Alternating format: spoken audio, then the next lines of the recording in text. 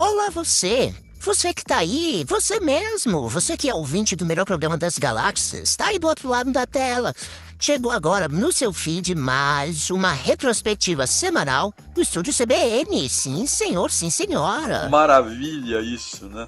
Aquele compilado feito com muito carinho pelo Clube Estúdio CBN com os melhores momentos do programa da semana passada, do dia 13 a 16 de outubro. Já adianto que semana passada não foi diferente dos outros dias, porque tivemos muita informação, muita análise comportamental, análise política, análise futebolística e também tivemos entrevistas excelentes para você ficar em dia com este mundo que nós vivemos. Mundo este que parece caótico e ele não só parece, tá? Pode crer, Pode amizade. crer, amizade. Então, amizade, eu já conto com a sua curtida, seu compartilhamento, seu comentário e salve também depois pra você ouvir quando você quiser. Vou levar a gente passear aí onde você for. Bora, então? Já aproveita a vibe e segue este humilde fã-clube do Estúdio CBN pra saber sobre o que ocorre no programa. Bora lá? Acompanha Bora começar, durante né? as tardes. E vamos que tem muita informação pra você. Seguindo aquele ritual do programa de sempre começar pelo começo, a gente relembra o acordo de cessar fogo em Gaza, assinado durante a Cúpula da Paz no Egito, que reuniu mais de 20 líderes mundiais na última segunda-feira. Os Clauson Dutra tem as informações pra gente. Oi. Líderes mundiais assinaram há pouco a segunda etapa das negociações pelo cessar-fogo na faixa de Gaza. O acordo é baseado em um plano de 20 pontos proposto pelo presidente dos Estados Unidos, Donald Trump. O documento prevê o fim da guerra, mecanismos para uma paz duradoura no Oriente Médio e a criação de um conselho internacional que vai supervisionar Gaza no período pós-conflito. A outra notícia de destaque é sobre a expectativa em torno dos indicados para uma cadeira na Suprema Corte, no lugar de Luiz Roberto Barroso, que anunciou a aposentadoria. A espera é que uma mulher possa ser nomeada para o cargo e, então, ajudar a equilibrar a balança, que, como a gente bem sabe, é bem desigual. Já tem levantado vários nomes de mulheres que são capacitadas e gabaritadas para estar numa cadeira do Supremo, como algumas que hoje atuam no Tribunal Superior Eleitoral, é o caso da Edilene Lobo, tem uma assessora que trabalha ali na Advocacia Geral da União, mas mesmo assim ainda dizem isso como com chances muito pequenas de que sejam escolhidas. Muito bem, e assim vamos caminhando neste país. Vamos em frente. Dividimos o Tudo é Política em dois momentos. A começar na segunda, por Maria Cristina Fernandes comentando os próximos passos após a indicação de Lula ao novo ministro ou ministra do STF. O fato é que a escolha é dele, mas quem aprova é o Senado, né? Então, esta é a dificuldade. O Jorge Messias, que é o nome preferido do presidente, o ministro da AGU, precisa de 41 votos. E como é que está dividido o Senado hoje? Os bolsonaristas têm 28, o governo tem 34 e 19 ora votam com um lado, ora votam com o outro. Então, será o fiel da balança. A colunista também falou sobre mais um julgamento do Núcleo 4 da trama golpista, sessão que deve retomar nesta terça-feira. Né, Maria Cristina? Acha que se sustenta de alguma forma isso implicaria Valdemar da Costa Neto? Olha, Fernando, eu acho que isso, no mínimo, traz aí um questionamento. Os ministros, eles não podem, quer dizer, a quem cabe a acusação contra o Valdemar Costa Neto é o Procurador-Geral da República, né? O Ministério Público tem o monopólio da acusação. No Amores Possíveis, Carol Tchukian trouxe uma pertinente reflexão sobre o amadurecimento nas relações versus a síndrome de Peter Pan. Numa espécie de síndrome do Peter Pan, mas também já quero abrir essa coluna dizendo que não é uma coluna nós contra eles, porque o comportamento de apontar o dedo, se vitimizar e não se implicar na conversa com a pessoa com quem você está se relacionando é tão imaturo quanto a imaturidade que a gente aponta dos homens. Então, acho que a pergunta que eu quero que a gente se faça é o que a imaturidade do outro revela sobre a minha. A tríade do CBN pelo mundo começou na terça com uma entrevista que detalharei mais no seguir. Na quarta, tivemos Ariel Palacios falando da visita do presidente Javier Milei à Casa Branca e do poderio bélico venezuelano. Além disso, Ariel adiantou a nova lei do Uruguai, chamada de Morte Digna, que permite o direito à Primeira eutanásia. lei de eutanásia por via legislativa. Isso já foi votado? Ainda não, mas vai ser debatido e votado hoje o projeto Morte Digna, que autoriza a eutanásia em casos de doença incurável ou de sofrimento extremo. Tudo indica que a proposta da coalizão governista, que é a Frente Ampla de Centro-Esquerda do presidente Jamando Orsi, será aprovada porque tem o apoio também do Partido Colorado, como partido histórico de centro, que é o partido que há um século começou a fazer as grandes leis de vanguarda do Uruguai, e também tem o apoio de vários senadores do Partido Nacional, de centro-direita, o partido do ex-presidente Lacalle Pou. Em agosto, o projeto foi aprovado pelos deputados por 64 votos a favor, 29 contra, e se hoje se confirmar que o Senado o aprova, o Uruguai se tornará o primeiro país da região a regular a eutanásia por via legislativa. Já na quinta, Marcelo Ninho cobriu a estadia do vice-presidente Geraldo Alckmin, que fez uma viagem à Índia para estreitar as relações bilaterais. O vice-presidente Geraldo Alckmin hoje anunciou que a assinatura de um acordo da Petrobras para aumentar a venda de petróleo para a Índia. Então, eles também diversificando as fontes de energia que eles têm. E outra coisa interessante também é acordos que estão em negociação para aumentar a importação de etanol, para ter uma parceria em biocombustíveis. Então, ninguém fala. Na editoria de esportes, Thalita Judice trouxe um balanço da Libertadores Feminina. Bem que notei que o Fernando estava meio cabisbaixo hoje, eu não estava entendendo o motivo. E o motivo, quando não é o futebol masculino, é o futebol feminino, para deixá-lo assim, rosnando no microfone. O São Paulo deu adeus à Libertadores. A equipe conseguiu chegar aos 2 gols em erros individuais do São Paulo. Primeiro no erro da Kaká, que vai recuar uma bola para Carlinha e dar nos pés da jogadora do Deportivo Cali. Na sequência, no segundo tempo, tem um pênalti cometido pela Carla. A equipe do 4 em Campo analisou as partidas do Brasileirão, Sul-Americana, além da surpreendente derrota do Brasil para o Japão. E aí, no segundo tempo, a seleção japonesa vai com mais apetite para o jogo, pressiona mais, consegue um primeiro gol com 6 minutos, depois de um erro ali do Fabrício Bruno na saída de jogo, e depois disso a seleção brasileira entra em parafuso, né? E isso é que chama mais a atenção, porque depois de tomar o primeiro gol, não volta mais para o jogo. Interessante no Campeonato Brasileiro, então é ficar de olho até que ponto nos clássicos o mando de campo vai falar mais alto ou não, né? O Pode Isso Meninas abordou uma importante pauta. Ana Leone e Natália Largue falaram sobre como funciona o vício em compras e como se blindar diante das tentações do consumismo, no comentário que foi ao ar na quarta-feira. Pode ser prejudicial, né? É isso mesmo, Tati. A gente deu lá no Valor Invest essa semana a história da Mariana, que é uma advogada carioca, e ela durante 20 anos viveu um ciclo de consumo compulsivo e endividamento. Tudo começou quando ela ainda era jovem, né? Ela enfrentou a falência do pai e aí viu o padrão de vida da família mudar totalmente. Saber, né, que o que faz gastar, ou seja, entender esta causa, ajuda a se proteger. E também precisa criar estratégias que sejam bem objetivas. Então, evitar sites e aplicativos de compra, tirar o cartão salvo no celular, colocar um limite baixo no cartão de crédito, de repente fazer aquele carrinho de compras e deixar lá por um dia, depois voltar no dia seguinte quando a compulsão, ou quando o impulso, aliás, passou, e até conversar com alguém de confiança quando bater essa vontade. No A Nossa Língua de Todo Dia, o professor Pasquale mandou ver nas dúvidas dos ouvintes. O primeiro deles teve a dúvida respondida na segunda-feira. A pergunta era se a palavra gente é considerada do gênero feminino ou masculino. As gentes. O que é que são as gentes? São as pessoas, não é? A palavra gente tem sim esse sentido. Já a segunda aula em destaque, que foi ao ar na quinta-feira, foi sobre um ouvinte que perguntou sobre o uso da partícula né em frases negativas. Vamos ouvir. O Brasil está vazio na tarde de domingo, né?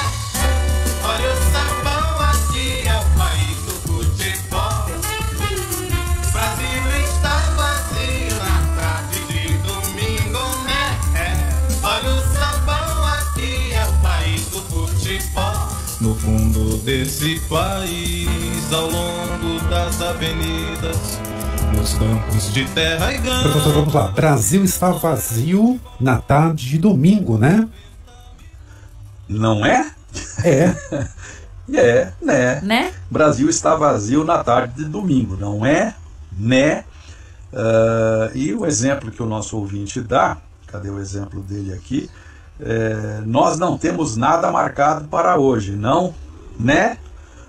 Nós não temos nada marcado para hoje, não é? Então isso é uma tendência, as pessoas pedem a confirmação, o reforço da negativa é comum, e isso fica tudo... No Pra Onde Vamos de terça, Michel Alconforado abordou as frustrações, angústias e outros muitos dilemas vividos pelos jovens millennials. E esta pessoa aqui sabe bem como é isso aí. Eles, né? Porque, felizmente, de modo geral, a gente não tá passando por uma crise. Mas trabalhos que pagam muito pouco, muito aluguéis boleto, que valem muito dinheiro. Então, você precisa de 2, 3 trabalhos para conseguir pagar seu aluguel. O que, Fê? Muito boleto, né? Exato. Uma desilusão mesmo, assim, uma melancolia, né? Total. Então, acho que tem um outro aspecto interessante, que é a ideia também de que nós entramos na vida adulta num período de forte pujança econômica, né? Acreditava-se ali que no começo dos anos 2000, 2010, a América Latina, de uma forma geral, tinha um crescimento médio em torno de 4%. E isso, né, vivemos aí nos anos de 2010 no Brasil, mas também fora do Brasil, uma série de crises econômicas que jogaram por terra essa ideia de que você podia viver a vida que quisesse. E isso vem cobrando um preço, né? Em todos os países da região, mas no... Diga aí, você prefere ter paz ou ter razão? Porque esse foi o tema de Visões do Futuro na quarta, em que Álvaro Machado Dias falou sobre o preço de ter razão. Se você costuma comprar briga para defender seus valores a todo custo, ouça só o comentário do Álvaro. Naquela hora, o que importa não é mostrar enfim, a superioridade do seu argumento, é o grande lance, porque isso é tão sofisticadamente complexo do ponto de vista de alma, do ponto de vista existencial. A razão é que admitir um erro, no fundo, é um ato privado. É alguma coisa que você controla sozinho. Você decide, tá bom, tá aqui, executou, acabou. Agora, se calar quando você tá certo exige algo muito mais difícil. Não é mais só um ato privado. Você precisa aguentar o testemunho do outro que continua errado no seu ponto de vista, talvez até triunfante nesse erro, e você precisa suportar essa assimetria, nessa diferença, sem corrigi-la. No Saúde Integral, também de quarta, que foi o dia dos professores, Rossandro Klinge fez uma análise mais abrangente sobre a relevância dessa profissão, que infelizmente não é tão valorizada quanto gostaríamos. Dito isso, viva a todos os professores e professoras! Que a educação é um ato de fé também na humanidade, porque ensinar é também lembrar que todos os dias a ignorância não é uma falha moral nem de caráter, é um ponto de partida meu, seu, a gente começa de algum lugar. E a ignorância é permanecer nesse lugar. No Saúde em Foco de quinta, o Dr. Luiz Fernando Correia fez uma provocação no ar sobre as razões em torno do desleixo da maioria dos homens em não cuidar da própria saúde. Vale a pena ouvir, pois o programa fugiu do mais do mesmo e não esperou novembro chegar para tratar do tema. E reparem numa coisa, o Dr. Luiz Fernando esteve pessoalmente nos estúdios da Rádio CBN em São Paulo. Essa barreira, isso é cultural mesmo, a gente tem que mudar. Uma coisa importante, o homem, ele não quer saber da doença, não gosta de saber da doença. Ele não quer, essa coisa de não querer ficar doente é importante. E o homem não tem um médico de referência. Isso é uma realidade, é um problema da estrutura de saúde em geral. Porque a mulher, ela pode não ter um clínico, né? Seria o ideal, alguém para tomar conta, vamos dizer assim, gerenciar a saúde como um todo. Mas ela vai ao ginecologista fazer o preventivo. E às vezes ele gerencia ele orquestra essa coisa. No Sala de Música, o destaque é para o quadro Pegadas Musicais. Na quarta, João Marcelo Bosco lhe falou sobre Pedro Raimundo, músico gaúcho que influenciou o mestre do Baião, Luiz Gonzaga. Eu vou contar pra vocês tudo o que aconteceu na noite de São João, na casa do Sebeleu. Pela volta das 6 horas, tava na grossa brincadeira, Zebedeu gritou, moçada, vamos acender a fogueira. Você ainda foi na festa do Zebedeu, João? Não, mas a gente está esperando a festa junina do Fernando Andrade. E na quinta-feira foi o dia de ficar por dentro do estúdio. Desta vez, João fez uma homenagem a D'Angelo, músico que ficou marcado pelo movimento Neo Soul, que nos deixou na terça-feira aos 51 na voz. anos. São 3 faixas aí, não, ou menos, né? Trechinhos aí do D'Angelo. Vale a pena. Se gostar disso, pode ir na obra dele que gira em torno disso, é muito bonito, muito expressivo. Você recomenda? Recomendo muitíssimo. Isso aí, nossa senhora, eu vi até gastar. Vamos lá, D'Angelo.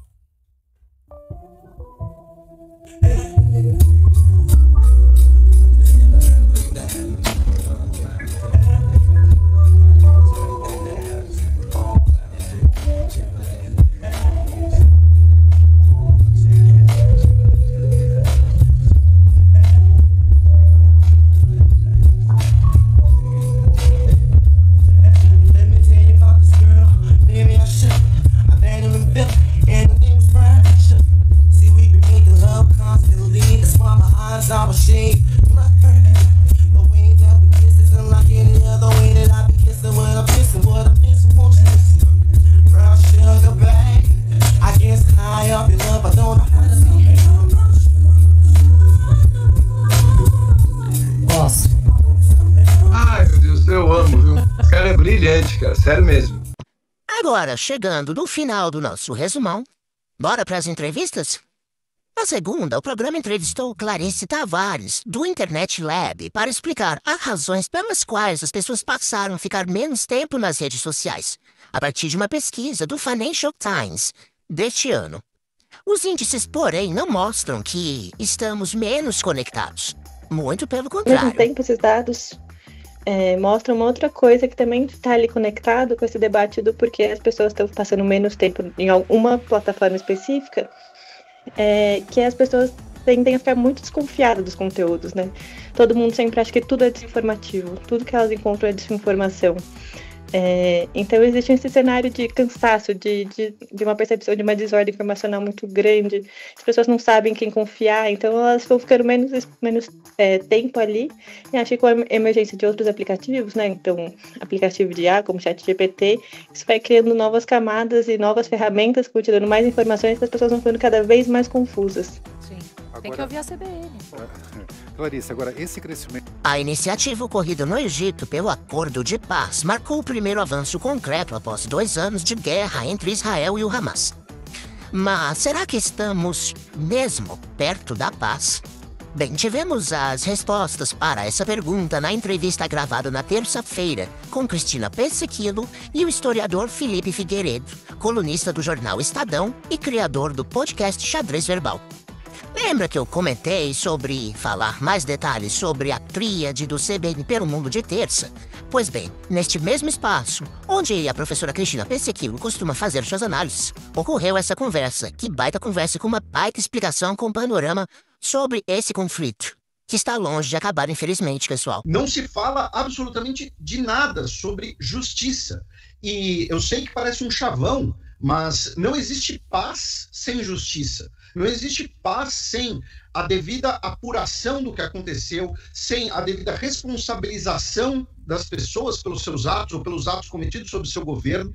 Eu acrescentaria também a questão política, né? Ou seja, de que forma que a gente vai ter o cumprimento do acordo em termos políticos, no que se refere a uma eventual transição do Estado palestino, né? Ou seja, esse é outro ponto de fragilidade. Em nenhum momento Trump menciona a questão dos 2 estados, né?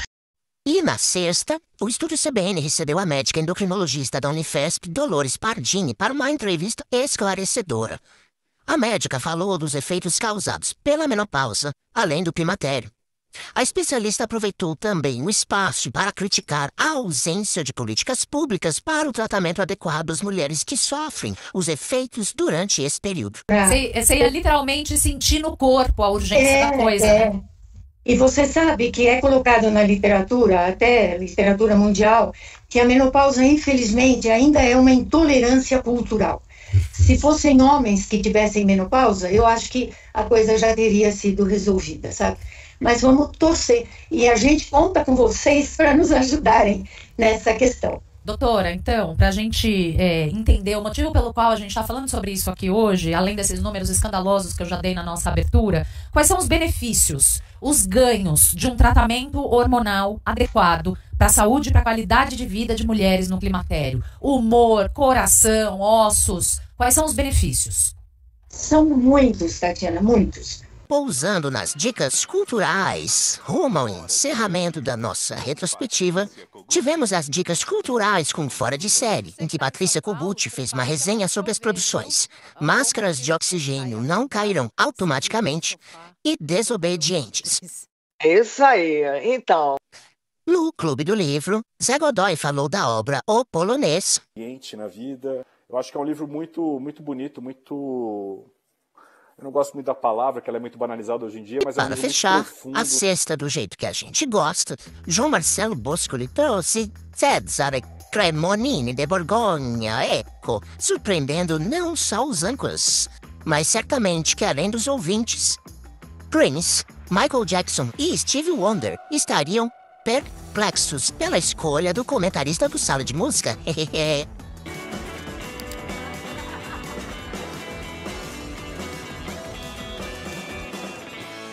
E é isso.